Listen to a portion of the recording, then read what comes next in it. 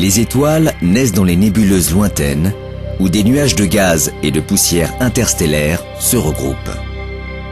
Les noyaux d'hydrogène et les particules de poussière se contractent par gravitation et les nuages deviennent de plus en plus denses et chauds. Lorsque la température au centre du nuage fortement comprimé, appelé proto-étoile, atteint la température incroyable d'environ 10 millions de degrés Celsius, les noyaux d'hydrogène se transforment en noyaux d'hélium par fusion nucléaire, ce qui produit une incroyable quantité de lumière et de chaleur. Une étoile est née. L'astronome Michael Schara compare le cycle de vie d'une étoile au nôtre. Les étoiles naissent, vieillissent, évoluent et meurent comme les hommes. Elles ont un cycle de vie régulier. Tout au long de la vie de n'importe quelle étoile, il y a cet équilibre délicat entre la gravitation qui est constamment en train d'essayer de réduire l'étoile à un point et les fortes pressions internes qui tentent de faire exploser l'étoile.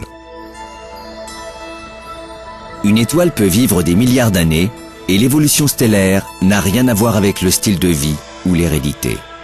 Tout n'est qu'une question de masse.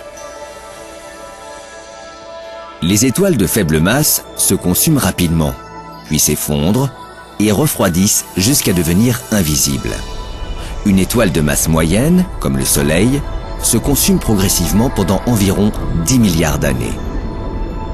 Mais lorsqu'elle se trouve finalement à court d'hydrogène et que les forces de gravitation contractent davantage son noyau, l'étoile s'échauffe et les couches externes subissent une expansion qui balaye les planètes avoisinantes.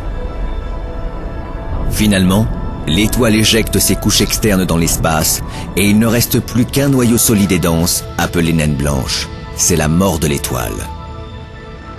Une étoile massive, de masse supérieure à 1,4 fois celle du Soleil, a un cycle de vie plus court et plus violent. Elle consomme son énergie en quelques millions d'années, puis explose en libérant sa matière dans l'espace.